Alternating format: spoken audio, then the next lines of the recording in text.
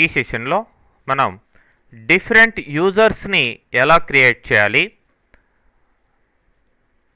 మరి ఆ యూజర్స్కి ఏ విధంగా ప్రివిలేజెస్ని గ్రాంట్ చేయాలి అనేది చూస్తాం.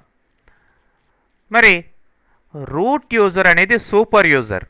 మరి ఆ సూపర్ యూజర్లోనే అందరూ వెళ్ళి వర్క్ చేయడం అనేది కరెక్ట్ అయిన విధానం కాదు. ఎందుకంటే అందరూ అంటే జనరల్ ప్రోగ్రామర్సు మరియు అడ్మినిస్ట్రేటర్సు, మేనేజర్సు, లీడర్సు, టీమ్ లీడర్సు వీళ్ళందరూ కూడా ఒకే యూజర్లో వర్క్ చేస్తే ఎవరికి ఎంతవరకు సెక్యూరిటీ ఇవ్వాలనేది అక్కడ ఏమీ ఉండదు. అందరూ కూడా ఆ యొక్క టేబుల్స్ని, ఆబ్జెక్ట్స్ని అందరూ కూడా యాక్సెస్ చేస్తారు కాబట్టి సెక్యూరిటీ అనేది పోతుంది.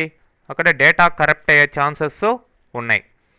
కాబట్టి ఎవరికి అంటే వెబ్ డిజైనర్స్కి సపరేట్గా, అట్లానే అడ్మినిస్ట్రేటర్స్కి సపరేట్గా ఎవరికి వారికి యూజర్స్ అనేటివి ఉంటే ఆయా యూజర్స్కి తగ్గట్టుగా వాళ్ళకి పర్మిషన్స్ ఏ ఏ వర్క్లు చేసుకోవాలి అనే లిమిటెడ్ పర్మిషన్స్ మనం ఇచ్చి ఆ యొక్క డేటాబేస్ని ప్రాపర్ వేలో మెయింటైన్ చేయడం అనేది చేయొచ్చు అన్నమాట. మరి దానికి మనం ఆల్రెడీ రూట్ యూజర్లో ఉన్నాం. ఈ రూట్ యూజర్లో సూపర్ యూజర్ కాబట్టి ఏ కమాండ్ అయినా వర్క్ అవుతుంది. అంటే ఇక్కడ కూడా మనం యూజర్స్ని క్రియేట్ చేయొచ్చు. మరి యూస్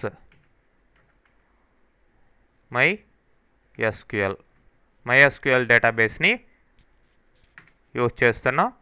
సో ఇప్పుడు create user name, suppose web అనే యూజర్ నేమ్ క్రియేట్ చేస్తున్నాను @localhost.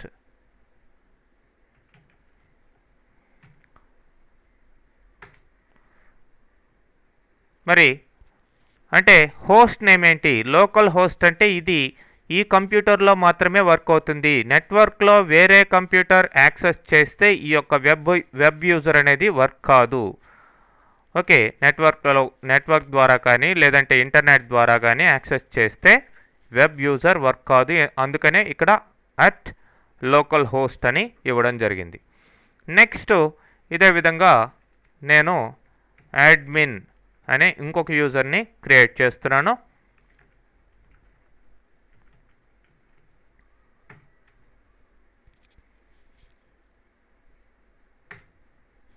మరి ఈ రెండిటికి కూడా మనం పాస్వర్డ్స్ సెట్ చేసుకోవచ్చు.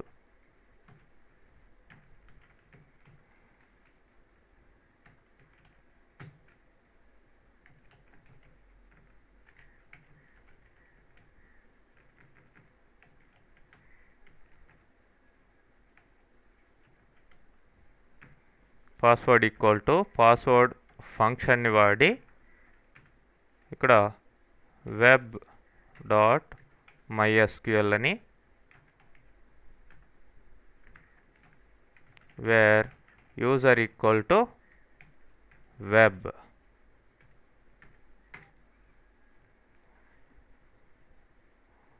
చూడండి ఇక్కడ పాస్వర్డ్ స్పెల్లింగ్ తప్పిచ్చాను కాబట్టి అప్ యారోకి యూజ్ చేసి మళ్ళీ దాన్ని ఎడిట్ చేయండి. సో క్రియేట్ అయింది. మరి అదేవిధంగా అడ్మిన్కి కూడాను admin.mysql అని ఇవ్వండి. అంటే మీ ఇష్టం, పాస్వర్డ్ ఏదైనా ఇవ్వచ్చు. నేను గుర్తుపెట్టుకునేదానికి ఇట్లా ఇచ్చుకున్నాను. User equal to admin. మరి ఈ యొక్క అప్డేషన్స్ రీలోడ్ కావాలి అంటే మనం కంపల్సరీగా ఫ్లష్ యూజ్ చేయాలి. ఫ్లష్ ప్రివిలేజెస్ అనగానే ఈ యొక్క అప్డేషన్స్ ఎఫెక్ట్ అవుతాయి అన్నమాట. తర్వాత యూజర్స్కి పర్మిషన్స్ని మనం గ్రాంట్ చేయాలి. వెబ్ యూజర్స్కి ఏ పర్మిషన్స్ ఇవ్వాలి, అట్లనే అడ్మిన్ యూజర్స్కి ఏ పర్మిషన్స్ ఇవ్వాలి అనేది చూడాలి. వెబ్ యూజర్స్కి జనరల్గా లిమిటెడ్ పర్మిషన్స్ ఇచ్చే అవకాశం ఉంటుంది కాబట్టి లిమిటెడ్ పర్మిషన్స్ ఇస్తాం గ్రాంట్ అనే కమాండ్ ద్వారా. ఈ గ్రాంట్ కమాండు ఇవన్నీ కూడా తర్వాత డీటెయిల్గా వస్తాయి. ఫస్ట్ మీరు యూజర్స్ని క్రియేట్ చేసేదానికి కాను వాటిని చూపిస్తున్నాను. సో అట్లనే అడ్మిన్ యూజర్కి ఫుల్ పర్మిషన్స్ ఉంటాయి, దానికి తగ్గట్టుగానే గ్రాంట్ ఇద్దాం. ఆల్రెడీ ఇక్కడ గ్రాంట్ టైప్ చేయకుంటే ఇక్కడ గ్రాంట్ వెబ్ యూజర్స్కి ఇట్లా క్రియేట్ చేస్తున్నాను. సో ఇప్పుడు ఇక్కడ రైట్ క్లిక్ చేసి paste.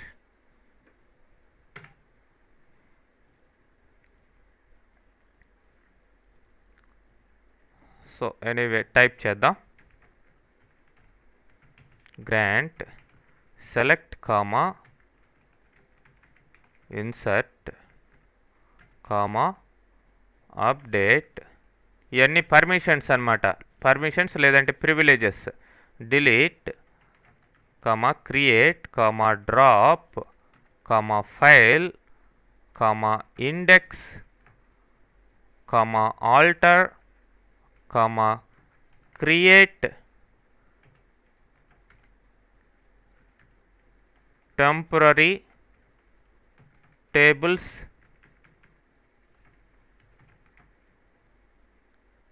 Comma create view comma show view. ఇట్లా ఏ ఏ ప్రివిలేజెస్ కావాలో వాటిలన్నిటిని కూడా ఇవ్వచ్చు. Create routine comma alter routine comma execute on star to user name ఏంటి web at local host. So ఇక్కడ సింటాక్స్ ఎర్రర్ అనేది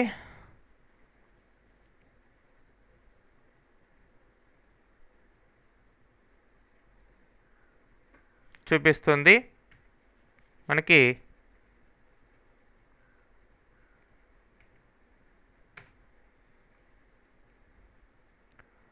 ఎగ్జిక్యూట్ దగ్గర EXECUTE execute on star to web at local host. Okay, మనం grant చేయడం జరిగింది permissions. So ఇవన్నీ చేసి select చేయొచ్చు, ఇన్సర్ట్ చేయొచ్చు, అప్డేట్ చేయొచ్చు, సెలెక్ట్, ఇట్లా వీటిలన్నిటిని కూడా ఇవన్నీ కూడా ప్రివిలేజెస్ లేదంటే పర్మిషన్స్ అన్నమాట. ఆన్ స్టార్ అంటే అన్ని టేబుల్స్ మీద, టు దేనికి వెబ్ అనే యూజర్కి పర్మిషన్స్ ఇవ్వడం జరిగింది. మరి అడ్మిన్కి కూడా సింపుల్గా ఎలా ఇస్తున్నానో grant all on star to admin. All ఇక్కడ పర్టికులర్ పర్మిషన్స్ అని చెప్పుకుంటా అన్ని పర్మిషన్స్ అన్నిటి మీద టు అడ్మిన్. ఇక్కడ అడ్మిన్ అనేది సూపర్ యూజర్ లాగా క్రియేట్ చేశాను విత్ గ్రాంట్ ఆప్షన్. మరి వీటి మీద మనం ఇచ్చిన పర్మిషన్స్ని వేరే యూజర్కి కూడా ఇది గ్రాంట్ చేయొచ్చు. అదనమాట లాస్ట్లో విత్ గ్రాంట్ ఆప్షన్ అనేది. ఇది వాడుకోవడమే కాకుండా వాటిని వేరే వాటికి కూడా, వేరే యూజర్స్కి కూడా ఇది పర్మిషన్స్ ఇవ్వచ్చు. సో సూపర్ యూజర్ లాగా, ఆల్మోస్ట్ రూట్ లాగా అనమాట ఇది అడ్మిన్. ఓకే, సో మరి మనం ఇప్పుడు చేసిన ఇవి అప్డేట్ కావాలి అంటే ఈ గ్రాంట్ చేసిన పర్మిషన్స్ ఫ్లష్ ప్రివిలేజెస్ ద్వారా మనకి రీలోడ్ అవుతాయి. ఆ యొక్క టేబుల్ రీలోడ్ అవుతుంది. సో ఇప్పుడు మనం ఆ యొక్క రూట్లో నుంచి బయటకు వస్తున్నాం. ఇప్పుడు కనెక్ట్ చేద్దాం పైన మనం క్రియేట్ చేసిన యూజర్స్ని. MySQL/u web/p.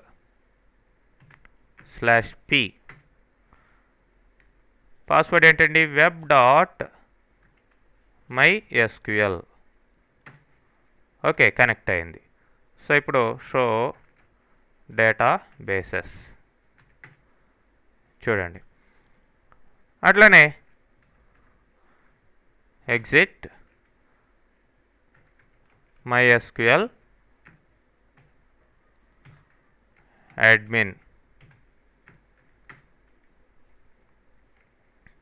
admin dot MySQL password. So ఈ విధంగా మనం ఈ యొక్క యూజర్స్ని క్రియేట్ చేసి మెయింటైన్ చేయొచ్చు. మీరు వెబ్ డెవలపర్స్కి అంతా కూడా ఈ యూజర్స్, ఈ వెబ్ అనే యూజర్లో వర్క్ చేయడం, వాళ్ళకి ఆ పాస్వర్డ్ మాత్రమే ఇవ్వడం జరుగుతుంది. అడ్మినిస్ట్రేటర్స్కి అడ్మిన్ యూజర్లో వర్క్ చేయండి అని ఆ పాస్వర్డ్ని ఇవ్వడం జరుగుతుంది. ఈ విధంగా యూజర్ మేనేజ్మెంట్ అనేది ఉంటుందండి.